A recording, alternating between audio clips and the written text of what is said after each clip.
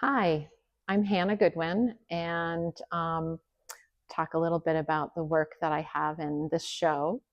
All of the pieces in this exhibition are drawn with bamboo pens and ink on mulberry paper.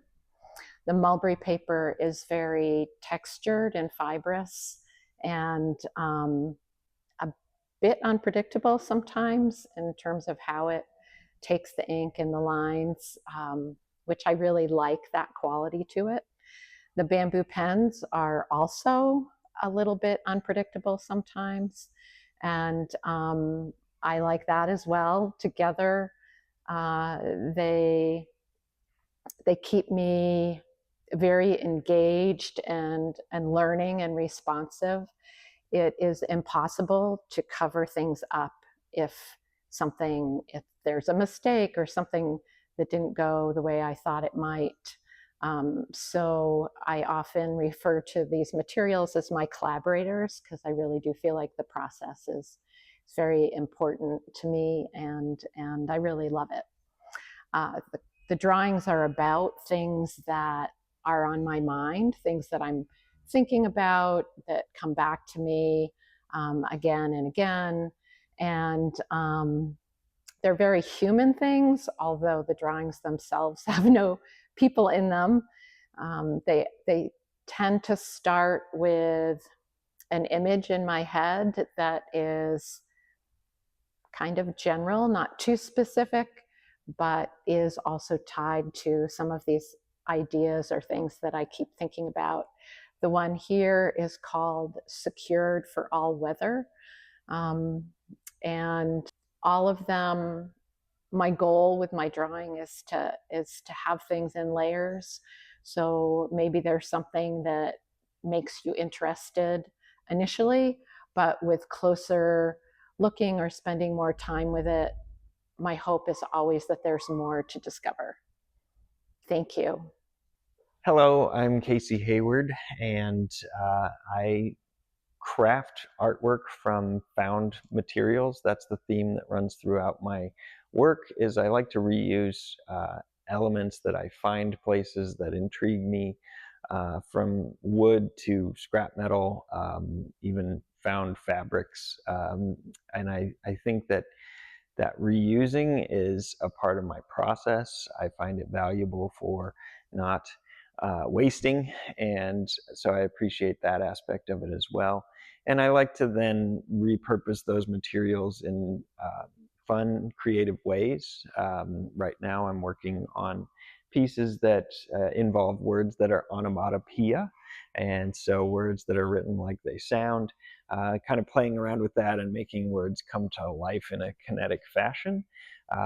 A lot of my work is my personal photography that I then take and transfer onto the found materials, and I do that through an adhesive transfer from laser prints.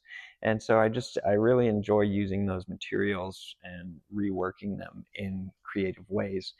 And yeah, I have a background in documentary filmmaking, and so being out in the world and collecting ideas is something that's normal and natural to me. So collecting these materials is as well. And I come from a line of artists and cartoonists, so I like to bring a little bit of quirkiness and fun to my pieces as well.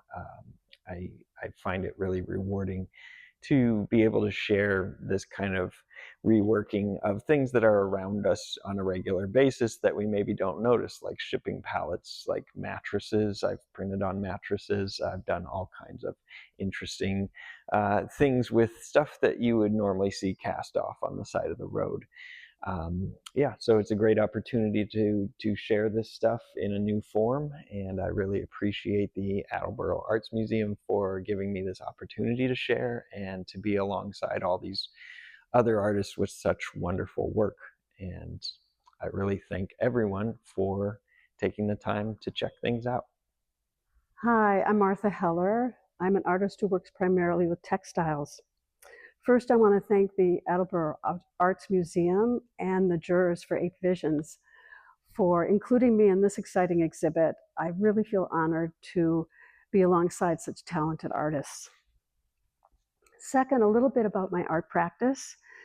I have not had formal art training, but have always been an artist of some kind. I worked with clay for many years, and then I began my art practice with textiles in 2015. I make art quilts, fabric sculptures, wall hangings, and frame textiles such as the one here. My experience volunteering with the historical costume collection at Blythewald Manor and Gardens in Bristol, Rhode Island, and also my 11-year career as a theater costume designer and instructor have both informed my art practice. Also, I'm an active member of I3C artist groups. That stands for Inspiring Change for the Climate Crisis, and working with these 30 artists who address and educate about climate change through exhibits and related events has had a notable impact on my current work. The pieces I'm showing in 8 Visions are colored with flowers, leaves, and dyes, and paints harvested from my garden at home. I use natural dyes and recovered textiles, in part as an effort to maintain a sustainable art practice. My work that addresses the climate crisis directly includes indicators of climate change, like melting snowcap or disappearance of species. Other pieces in the exhibit celebrate the beauty of nature and the endless, unique images that can be produced with the harvest from my small garden. I grow coreopsis and marigold, cosmos, Japanese indigo, and goldenrod in my garden, among other plants. This piece is called Autumn Waters. It's an example of a technique I developed to bring color to cloth. The strips were first soaked in plant dye that I make by simmering flowers in water. The strips are put into the dye just at the ends, and then over a few days, the color soaks up into the cloth, creating layers of color naturally. I don't make one artwork at a time. I'll spend a number of months dyeing various fabrics with various flowers and plants. Then I'll choose from those dyed fabrics just a few strips for each work.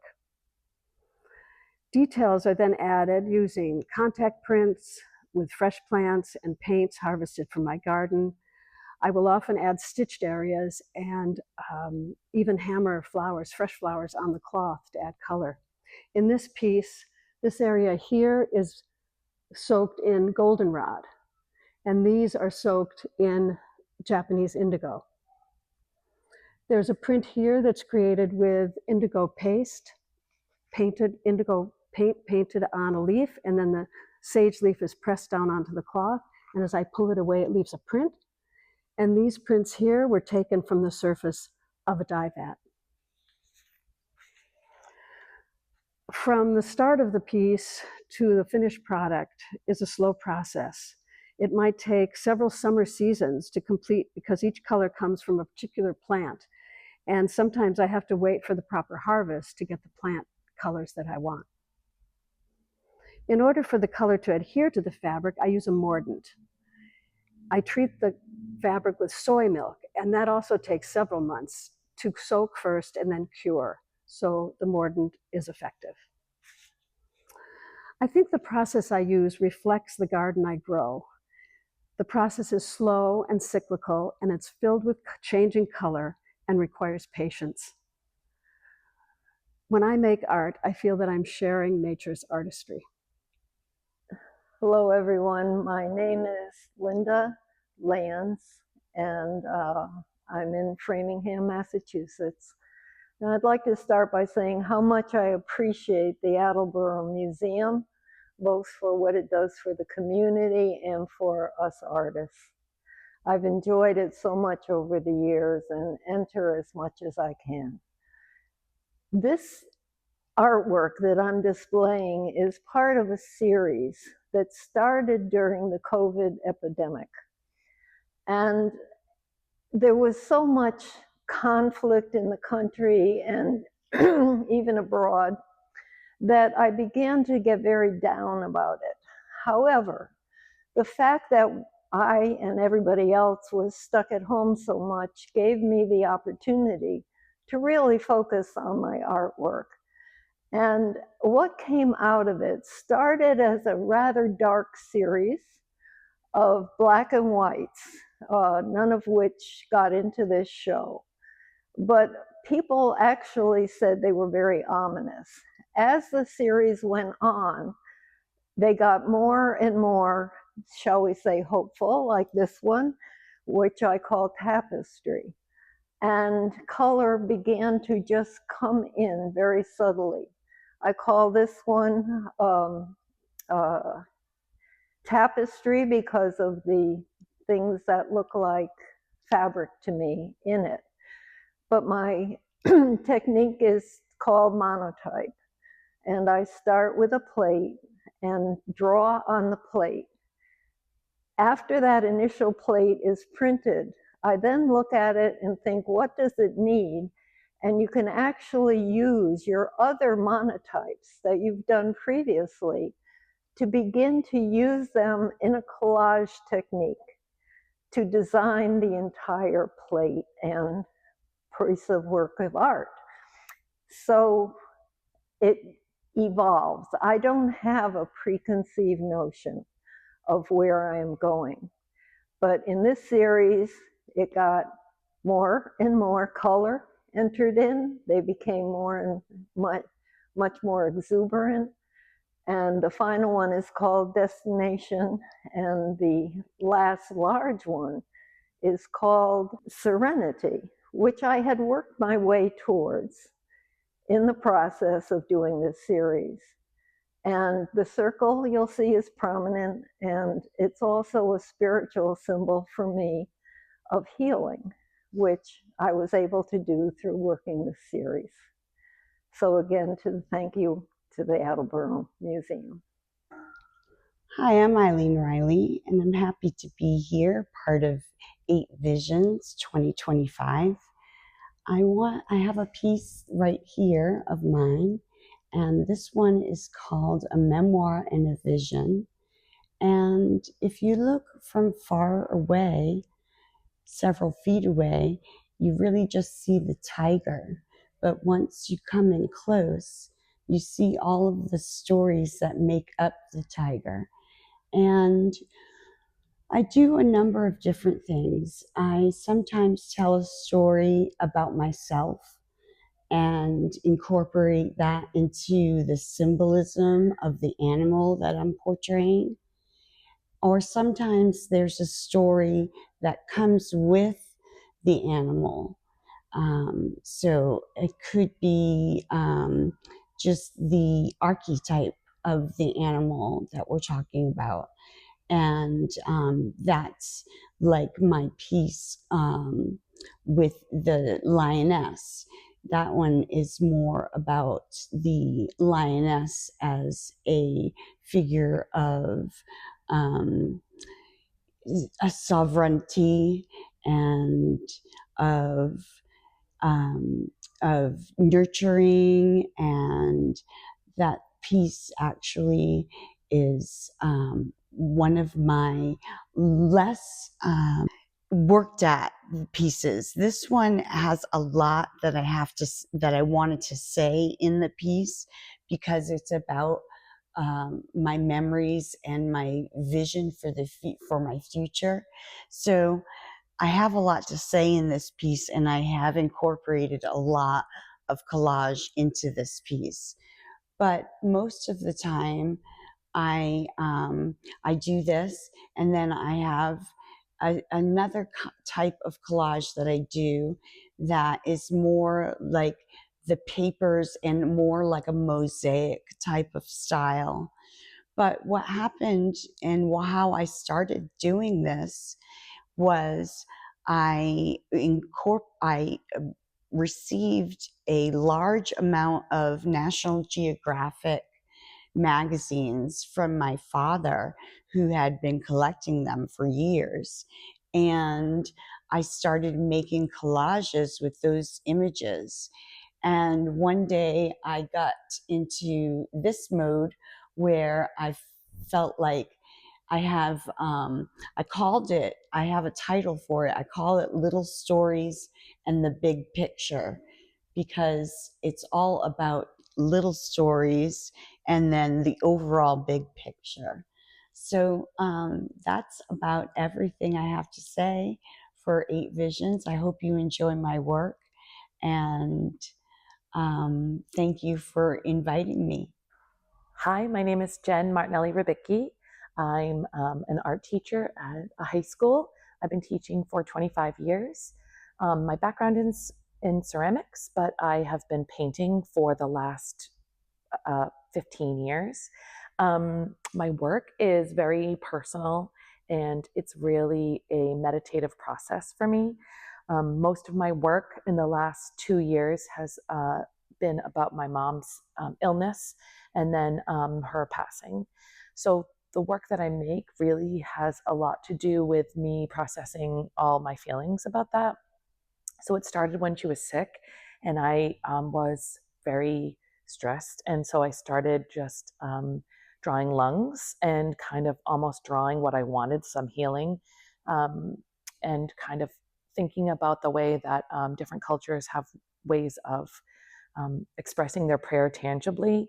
So milagros and vodas and things like that inspired me. So I used that idea to start to work through my feelings. And so my first year of painting was mostly of lungs. And then I started to kind of take a break when she was really, really sick. And then when she passed, I took a little break for longer. And then I came to a point where I started to need to feel like I needed to process those things. So I started making paintings just on pieces of canvas that I taped to my wall. And a lot of them were really bad, but I started to feel more comfortable with the process. And so what I started to do was write my feelings, my prayer, or sometimes some messages to my mom on the canvas, and then painted over them in different ways and different amounts so that not everybody could read those. So they were kind of like secret to me. And then some words do kind of appear, and sometimes you can figure it out. And I kind of like that mystery of that. So when I started, I was kind of moving away from the lungs and just thinking about how I was feeling. And then I started to think about like the idea about seeing signs from someone who's passed on.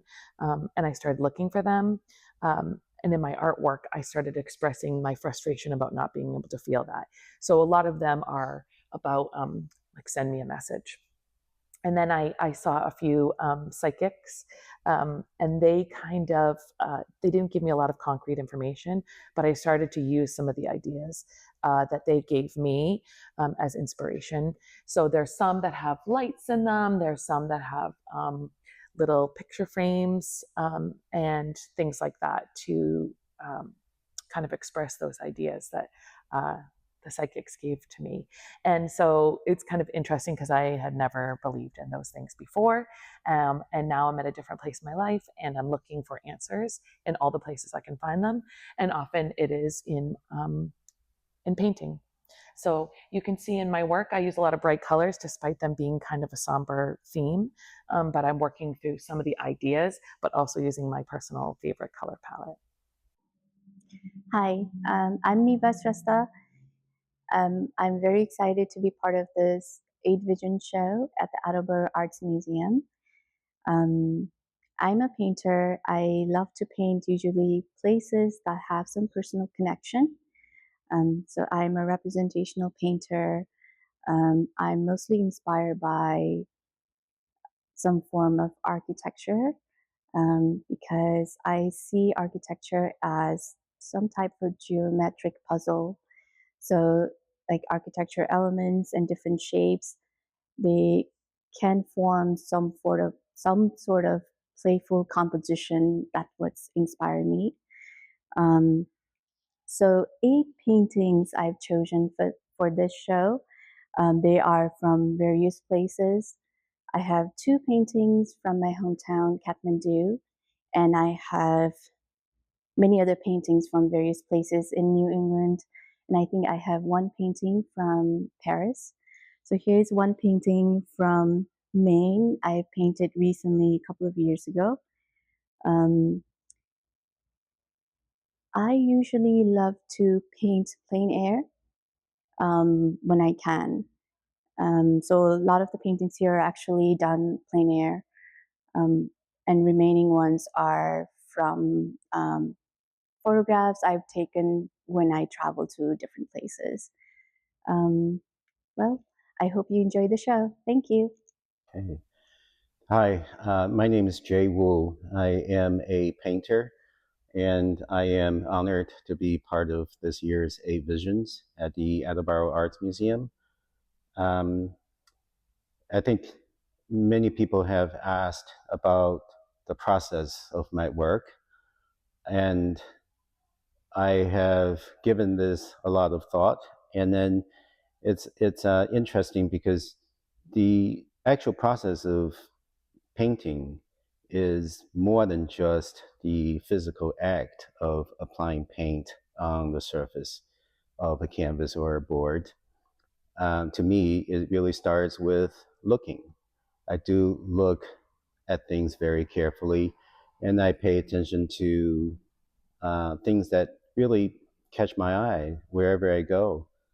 Um, so it really starts out with a lot of prep through careful looking and observing, taking notes, taking photographs. Eventually, I find if a place or a subject, um, if it really jumps out, if it really speaks to me, then I would commit to painting that subject or that place. And I think the process after um, so many layers of looking, I think I can summarize it by um, stage one being from what I am seeing to what I want to see to what I want you to see. And those three stages of seeing really complete the process of the work. And here we have 8 pieces of paintings, 8 paintings, and then all of them are done through careful observation. Some of them were painted on site, some of them were painted through the photographs that I took myself. That's about what I can think of, and then I hope you enjoy the show. Thank you.